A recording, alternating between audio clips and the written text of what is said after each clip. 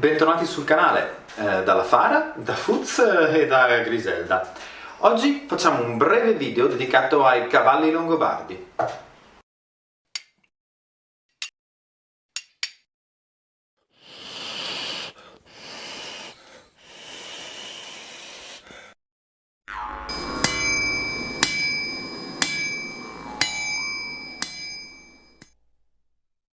Aspettando di trattare in un video i gatti longobardi, parliamo oggi dei cavalli longobardi. Se vedete degli strani sguardi in camera è perché sto testando la nuova webcam che utilizzeremo in alcune dirette con il canale podcast Storia d'Italia e con il Museo dei Campi Flegrei. Vi terremo aggiornati su queste cose.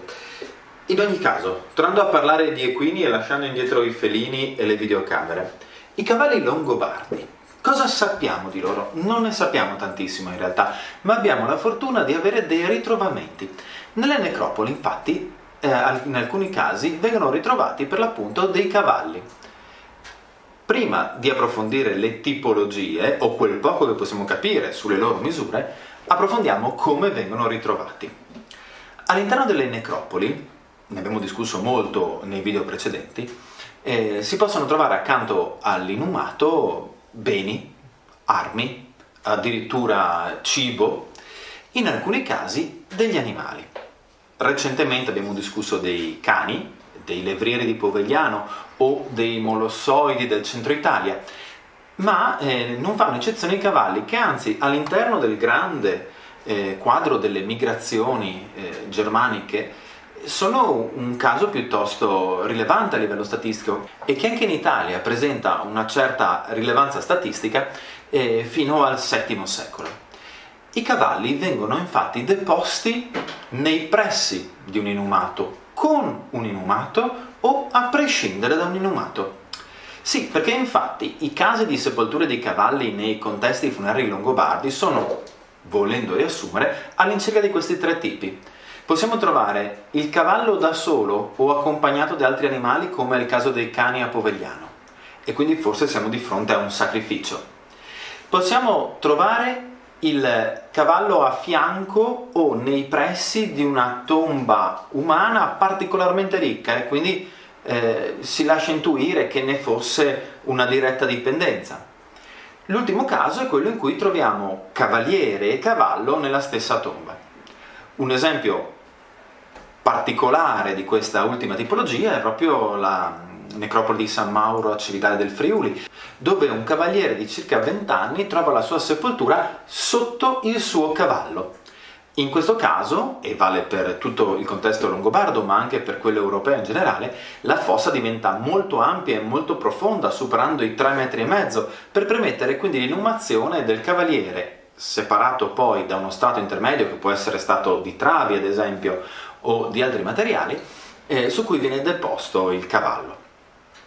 Alcuni esempi che non vengono normalmente accreditati alla cultura strettamente longobarda sono quelli legati alle culture delle steppe e quindi ad esempio ai vicini avari con cui i longobardi ebbero tanto a che fare. In questo caso la sepoltura insieme al cavallo vede anche la presenza sul cavallo stesso di elementi del corredo, dalle staffe al morso, mentre normalmente nel contesto germanico questi elementi, se presenti, e non spessissimo, vengono trovati deposti e non in uso sul cavallo.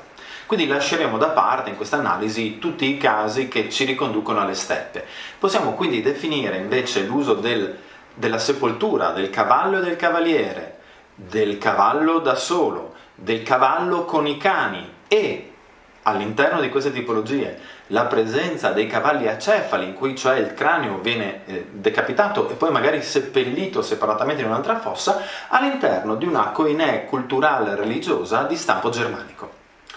I cavalli in analisi hanno la caratteristica di mostrare un'altezza al garrese fra i 133 e i 140 cm e un'età media fra i 2 e i 5 anni, quindi cavalli piuttosto giovani. Vengono normalmente affiancati a tombe maschili, ma non sempre, soprattutto se allarghiamo il focus al contesto europeo. In generale la presenza del cavallo, quando non doveva indicare un sacrificio rituale, quindi l'iniziazione di una nuova zona sepolcrale, come probabilmente è il caso di Povegliano Veronese, la tomba col cavallo e i 2 levrieri affiancati, ecco, quando il caso era diverso da questo e quindi il cavallo faceva riferimento a una sepoltura umana di qualche tipo, spesso, proprio per il censo, l'importanza e il legame con l'arte militare, questo accompagnamento si legava a delle inumazioni umane maschili.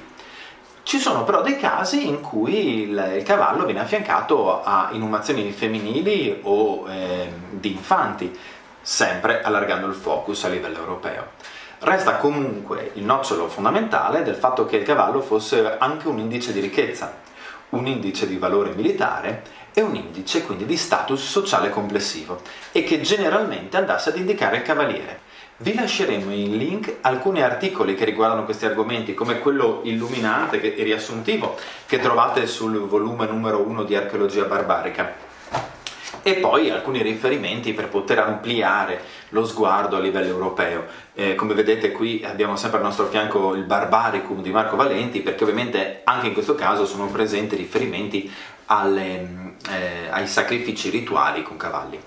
Se foste interessati ad approfondimenti fatecelo sapere nei commenti, lasciate un like o un dislike se il video non vi fosse piaciuto, ma soprattutto iscrivetevi al canale, cliccate la campanellina in modo da supportare tutti i nostri contenuti. Se invece foste così entusiasti rispetto a quello che facciamo e soprattutto ai progetti più impegnativi, vi ricordiamo il link in descrizione e nel leader di YouTube alla pagina Patreon. Mandi!